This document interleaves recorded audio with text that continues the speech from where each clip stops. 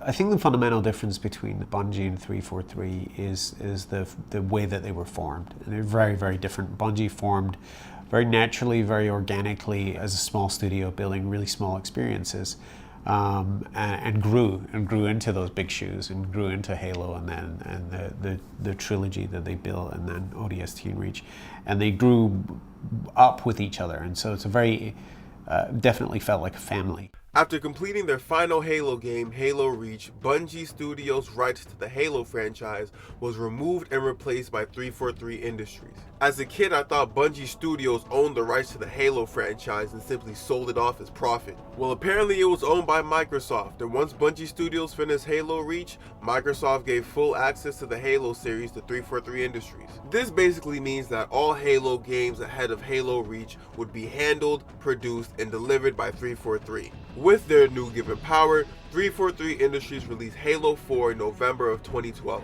Now, reception-wise, critically, people liked the game.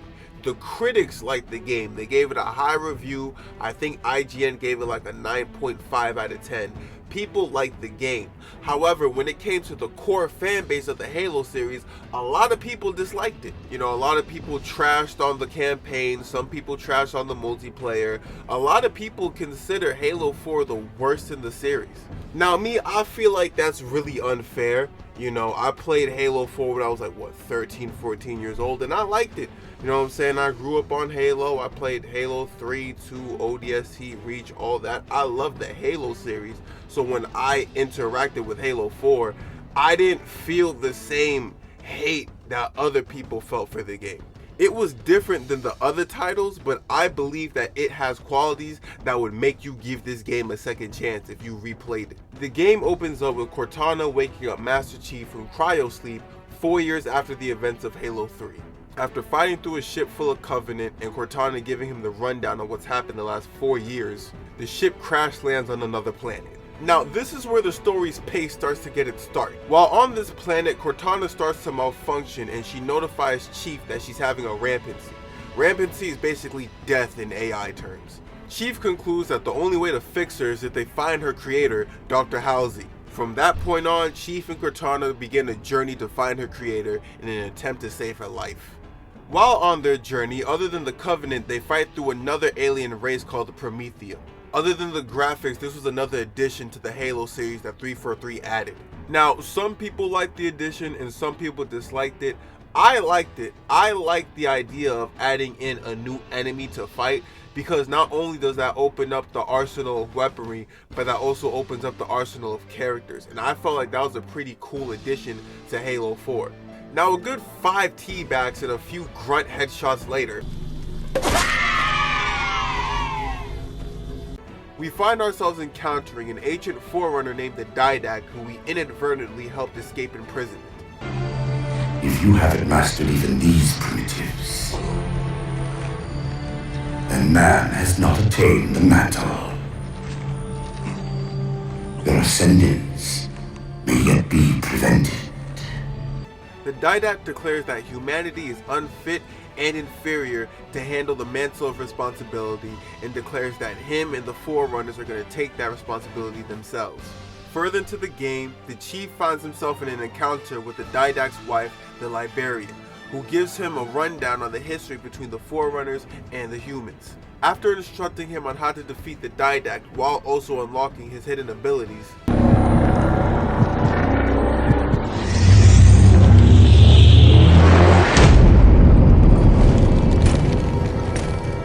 Master Chief and Cortana reach the climax of the game by having a final confrontation with the Forerunner in an attempt to stop him. Humanity's imprisonment is a kindness.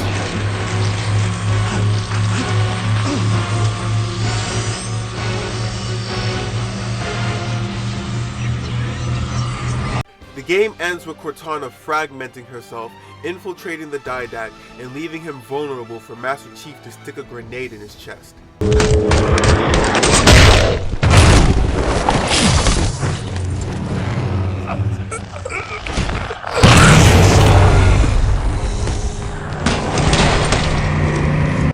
After defeating the Didact and stopping his plans, Master Chief and Cortana share their final goodbye after she reveals that she sacrificed herself in an attempt to save him.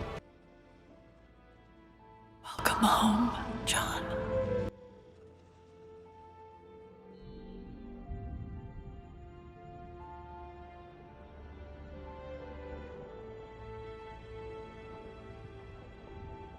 And that's the ending of Halo 4. You know, a lot of people had an issue with this campaign because they felt like the story was more of a love story rather than an action story. And I can kind of see that. I was 13 when I first played this game, so I was more focused on blasting jackals rather than the actual story. But one thing I did always admire and acknowledge was the detail of the campaign. I could tell that a lot of energy was put more into telling the story rather than the action, but I can appreciate the balance between the two given by the creators. Now, the Halo games have always had cinematics, Combat Evolved, 2, 3, ODST, all of them. But I felt like Halo 4's cinematics, and this might be due to the graphics, was treated more like a movie rather than a video game. Like the intro for Halo 4 of Halsey being interrogated while also retelling the story of the Covenant's first interaction with the human race felt like it was ripped straight out of cinema. Now don't get me wrong, I like the whole bang bang shoot 'em up aspect of the Halo games, but one thing I've always admired was their stories. The same way I love the cinematics and stories of Halo 3 is the same way I love it for Halo 4. They might have been handled differently, but I feel like they both accomplished the same purpose. They captivated you and caught your attention.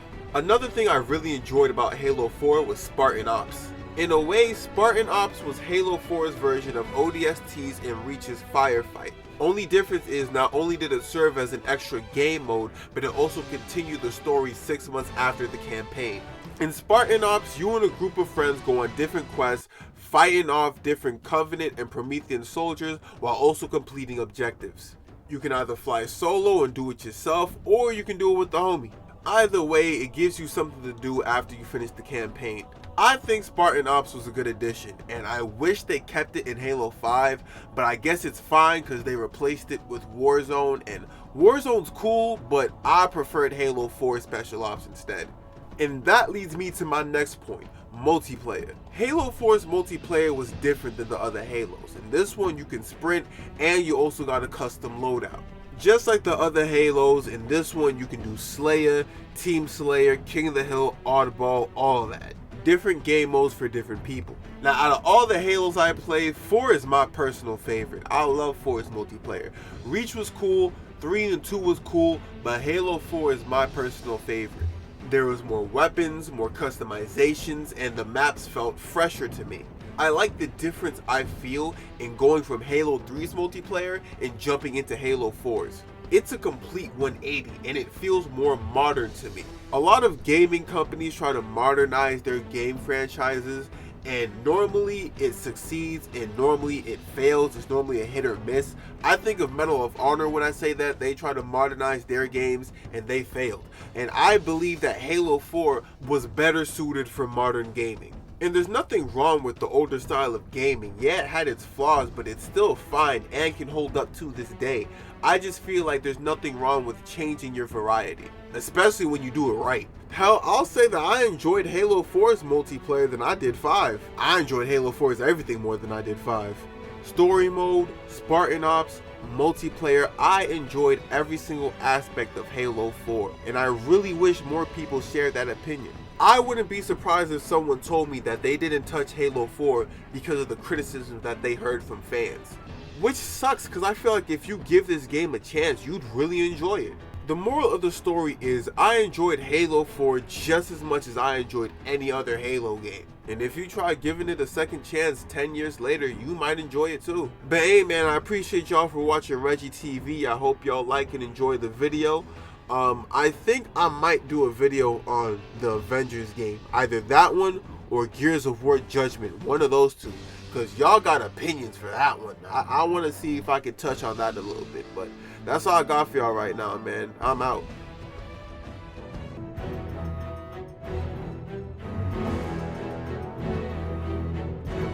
Wake up, Chief.